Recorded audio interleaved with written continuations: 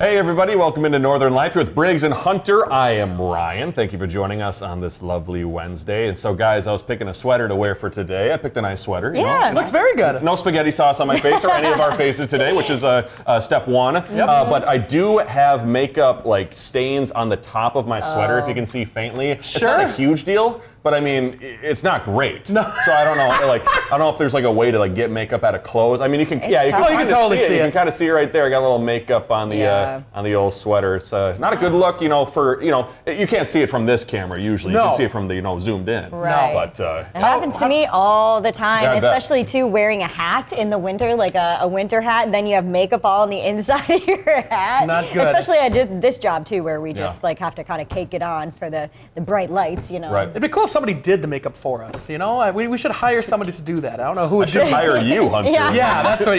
No, that's not gonna go well. You and Kirkland Waters. I'm in. That could be a fun segment. Hunter does our makeup. Whoa. It's actually a good idea. Uh-oh. That's a very good blindfold. We'll set that up for next week. You guys look like clowns. Oh, hey, coming up today, we are responding to our viewer comments and messages. Plus, Hunter here got a few gifts this week, including a cool Billy Joel themed present. Heck yeah. He showed it off to me a little bit, and I was like, I wish I had some of those. So maybe Hunter will hand me one later. And after that, friend of the program, Rachel Hackbarth, is back again, showing off the Of Glove. It is supposed to provide another option in the kitchen when you're taking hot items out of the oven for this week's Does It Work? But first, I want to say a big congrats to my cousin Matt and his wife Emma. They just welcomed in their second child, and the photo they shared with my family was just too cute. I couldn't not share it with you all. So there is little Mabel, the big sister on the left, and now little Roy, her brother, that's there in the photo. I mean, there's just something about especially our executive producer Ben watching his daughter Amelia hold their kid Rowan. There's just something about that first sibling connection, seeing that on camera. Yeah. At least they didn't fight for their first, first meeting.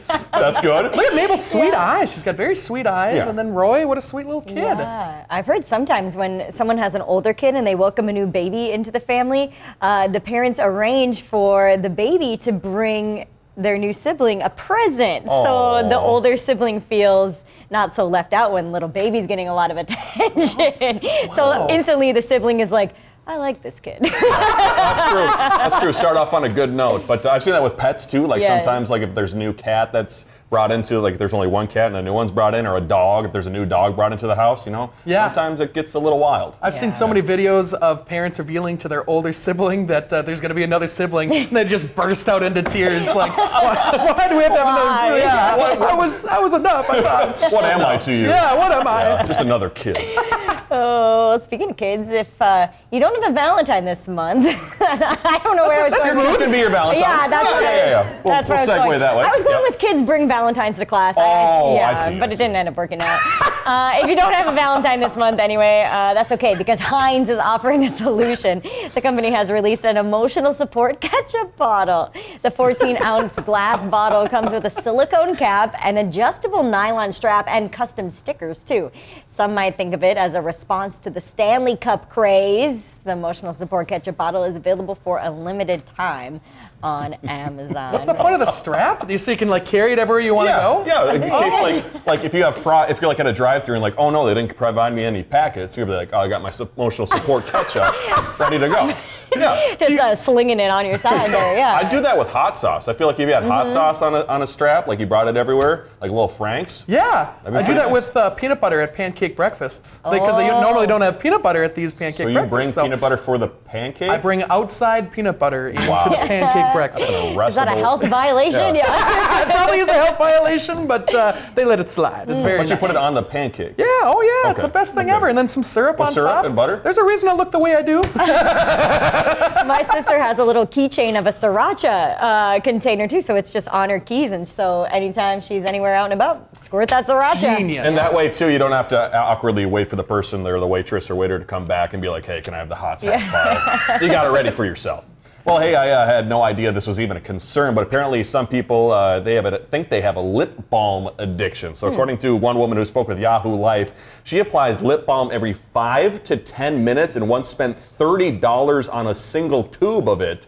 However, according to a doctor who spoke with the website as well, the answer is no. You can't have a lip balm addiction. That's because addiction usually deals with a physical dependency, and lip balm doesn't lead to that. Wow, that's their opinion. Are you addicted to lip balm? I am. This brings up a weird memory of mine. Did you guys ever have the chocolate lip balm as a kid or as like middle schoolers? Are you sure it was lip balm? It wasn't just chocolate? A big Hershey's bar I was just rubbing on my face. Hunter, My lips are always chapped. It was the weirdest thing ever. They tasted great, but like, wow. Wouldn't have to worry about spaghetti sauce Yeah, in your face. You'd have the true. chocolate all over your face. But anyway, there was a chocolate lip balm? It was a Hershey's. It was made by Hershey's. Wow. And you put it on. But as a kid, there was the temptation to take a bite out of it. Oh, yeah. So did you? Yes, I did. It does not taste like chocolate. It smells a lot like chocolate. It does not taste like chocolate. Yeah. So there you go. You know, trial and error. It's fun to play with, but not to eat. I Much like the Play-Doh. lip smackers, like Starburst flavored Oh. ones. Those were always Ooh. really good. All sorts of different kinds. I also did not know this because I have to use it. I have to use nasal spray. I didn't know you could get addicted to nasal spray. Really? That's apparently a thing. What's in nasal spray that's addictive? I don't know. I'm not a doctor, so I'm not going to try to provide a there like medical nicotine opinion or here. something? But I've read multiple people online say like it's a never-ending cycle of nasal spray because like you take it and then your nose closes and then you have to take it again to open your nose and it closes. Oh my gosh. So it's a vicious cycle, that nasal spray. Have you beaten the addiction though? Are you You good? so you're still on it. I'm not sure if there's any health side effects to the nasal spray overusage, but we're fighting that battle every day. So when I do beat it, I'll let you guys know. We're with you, We'll brother. set up a meeting or intervention if you Thank need you. it. Thank you. Hey, coming up, we have more Hunter hair comments if you missed those yesterday, and a Billy Joel gift to share too. Thanks for being here on Northern Life.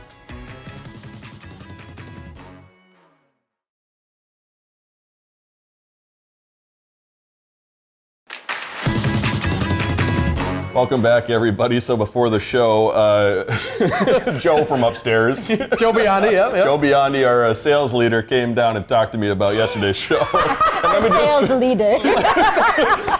You can't even get his title right. You're just insulting them at every turn that you can get. I'm not trying to at all. But it was a tough day. I was like, I mean no ill will by my comments about me being bald and saying I look like I belong in sales. I'm just saying like I look like a salesman or something like that. No, you said, what did you dug your hole even He deeper. said he looked like someone who might be conducting a pyramid scheme, and then that even further offended. That part had nothing to do Joe. with the sales part. That part had my appearance to do with it. So I love you, sales. Keep it up there. You're doing a heck of a job. Bunch of old bald guys that are scamming people up there. You guys are awesome. Oh my gosh. That's too bad. I did not mean any of that. Insert disclaimer here that we scam nobody.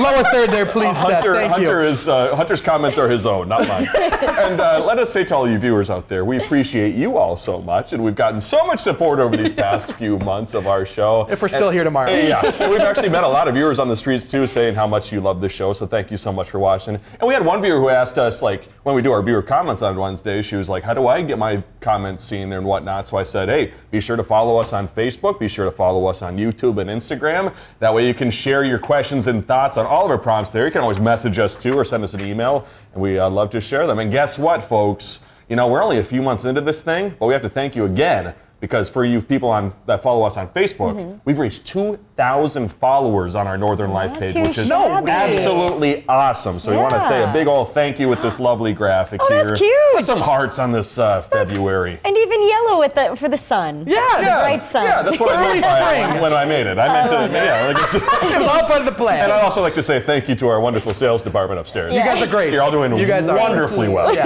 Big thank you. Hearts, lots of times hearts. 20, yes. Well, let's get to a few of those lovely comments from you all. Ike told us, you three have a great show. Thank you, Thanks, Ike. Ike. Yeah. Straight to the point. I love that, Ike. Thank you very much. Same, yeah. And then we had Lynn who said, you guys are so much fun to watch. Thanks for all the great laughs.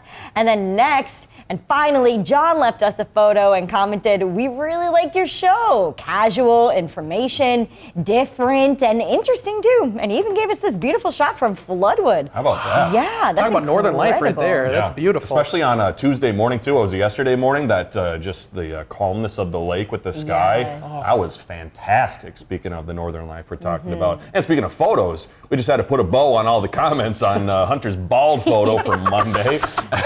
Jenny asked, Were you back at the glass blowing place? Maybe you were hit with a stray spark. It just burned his whole head. Oh no, that would have hurt. Your Oh, hair got into that furnace and said goodbye. And then Look Wendy hit Hunter with the quote, "Oh, crystal ball, please keep it this nice spring weather." That's clever. Wendy. Rub Hunter's head for good luck. Old cue ball. And then, the cue ball. And then Chisha admitted, "I feel like I clicked on an episode of Pawn Stars." Rick Harrison, is that who does that? Yeah. I had coworkers coming up to me thinking like, "Oh, you have your hair still. We're all good to go." I think management was about to come down and be like, "Hey, we didn't prove that you can change your hairstyle." Yeah, right. I know. Did you? You got some interesting feedback. Some people on both sides. So I'm sure it was weird, knowing that you didn't actually shave your head. Yeah, and seeing all these different opinions about how it was going to go. So, but if you do go bald, it sounds like that option's open for you. It's open. And it'll take a little bit for the folks to get used to. But if I do go bald like my father, I hope that you will adjust to it as I will in the future. Yeah. It's going to take us some time to adjust to it. I hope we get sponsored by Bosley. I'm getting the rug on. Knowing my relationship with sales right now, it might be tough until we get another sponsor. So that's not going to work out. Yep, that's unfortunate. Back on Monday, Hunter here received 2 really thoughtful gifts from a few viewers. We've got them here to show us now. So what'd you get, Hunter? Yeah, speaking of bald guys. Wait. The first thing, this is super, super cool. This is from Steve. And so Steve has seen Billy Joel 3 times, the same amount of times that I have. He saw him back in his prime in like the late 70s into the 80s, and he took a couple of photos, and he sent them all to me. I don't know if you can show that there, Shania, but this is him back. Look, first off, what a stud. Come on, look at that. Absolute stud. Absolute stud right there. And Billy Joel looks good too. Yeah. Oh, hey. And so this is 70s Joel right here with this kind of crazier hair. Amazing. Isn't that so cool? And so that is, this is actually in the Civic Center in St. Paul, which I believe my mom was also at that concert back in the day, early 80s, 1982 or something like that. So if you were at that concert, let us know. The second piece of information, this is from Betsy, and I saw her, I've met her a few times now, and she's just the sweetest lady, and she sent me this history of Brimson and Toymie. So I'm from Brimson, I live out in Brimson, and it's a whole book compiled back in the late 90s about the history of the city of Brimson and Toymie and Alt, where I also live. I live in Alt technically, and so I've started reading it a little bit, and there's a lot of great information, obviously a lot of work put into that. So Betsy, you're very sweet. Thank you so much for sending me that. I can't wait to start cracking on that as well. The complete history of Brimson. I mean, that's got to be like a couple hundred pages, maybe? It's going to be a few nights of reading before I'm all said and done with this thing. So, a lot of late nights. We'll see what happens. Just pretend you're reading a prompter and then mess it all up. Well, still ahead, we're judging this week's Does It Work product that may be helpful for you in the kitchen.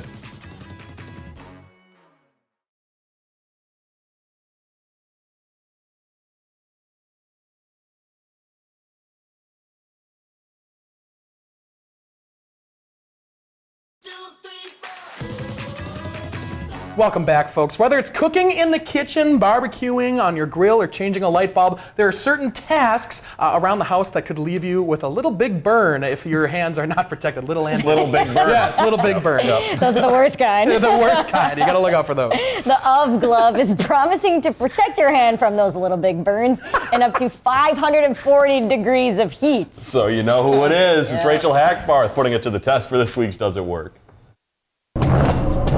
At David Hensley's Pizzeria, his flaming brick oven reaches 500 to 600 degrees. He's going to see if the Of glove can withstand those extremely hot temperatures. The instructions say that this $15 machine washable glove protects your hands in up to 540 degrees. The Of glove dramatically extends the time you can handle a hot object in your hands. The tough exterior layer of the glove is designed as a thermal insulator. If it works, the glove's flame-resistant design should protect David's hand when it comes in contact with extreme heat or even fire. But it does seem to have pretty thick material to it. And I've got a pretty decent sized hand, and this fits pretty snug. This pan has been roasting for about 10 minutes, and this oven set at almost 400 degrees. It should be pretty hot. I would say that pan's probably at least 400 degrees. David is only feeling a little warmth. It's like touching something warm, like a warm cup of coffee. The longer he holds this pan, the more warmth that comes through the Of glove. But still, it's not much. I would be burning my hand pretty bad right now without this glove on. Not even when the glove goes near these flames. Now normally, the very top of this oven where the flames shoot up, there's a ton of heat up there. I would not be able to do this normally with my hand without a glove. I'd be feeling a ton of heat right here. And actually, if you want to feel that glove. Oh, it's pretty hot. Yeah. But I don't feel that heat inside the glove at all. Wow. While this pizzeria owner wishes the sleeve length was a little longer for his brick oven, he believes for someone needing hand protection at home, it's perfect. To grab anything out of the oven at home, I would use it. It'd be no problem. Because you're not holding it for a long time. You're pulling it out and putting it on top of the counter. You're done. This is perfect for that. For Does It Work, I'm Rachel Hackbarth. Rachel might be filing like a workers' comp situation after getting a little burn after touching the oven glove. She's got boils on her hand. Yeah. Like, And the other thing too, Hunter informed us during the package he has an oven glove at home. I do. It looks exactly like that. I don't know if it's that exact thing, but it looks exactly like that, and it says oven glove on it. I've had it for probably an oven glove. It's probably an oven glove, I would think. Naturally. One would deduce, yeah. That makes sense. Have you ever used your oven glove? Oh, many times, Okay. many times. Does it work? And yes, it does. And For Rachel, that's all. yeah, Just kidding, I'm right? just kidding. Exactly.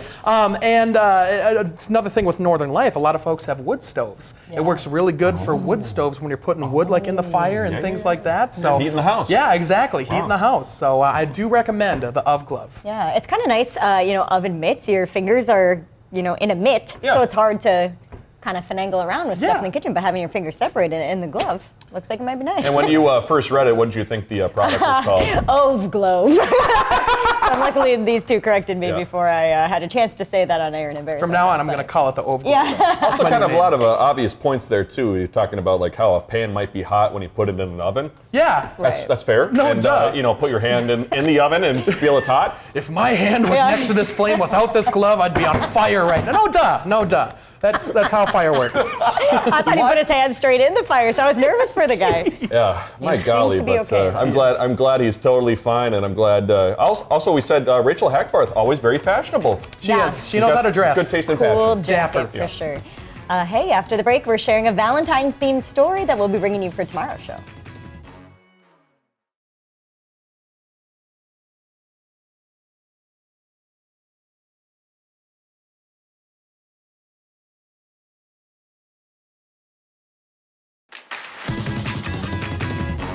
Well, coming up tomorrow on Northern Life, the team is taking the bridge over to Superior, where we got to make a few tasty items at Sweet and Sweets. We'll show you what we made, and plus take a look around at the store and all of their perfect Valentine's Day selections. It's next week, Valentine's Day, so look out. We'll show you all the little big treats we made at the little Sweet and Sweets. big treats. They were big, yummy treats, that's for sure. gosh. Golly, it yeah. smelled so good in there too, but yeah, certainly a lot to take in there. And tomorrow, I think usually when we get stuff in the mail, we usually do like a recorded unboxing, but I think tomorrow I asked these two if it'd be cool if we did a live unboxing of this gift. So on the side here too, it says, please handle with care, fragile. Fragile. Fragile, as they say I in think French, it's so. Luca the snake.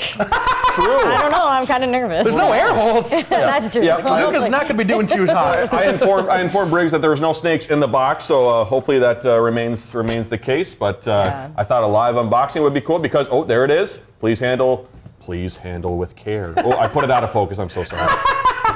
But it's Valentine's Day themed, so it'll go along with our Sweet and Sweet story. I'm excited. That'll be very cool tomorrow. Can't wait. Well, thank you so much for joining us today. We'll see you back here tomorrow. Have a great rest of your Wednesday.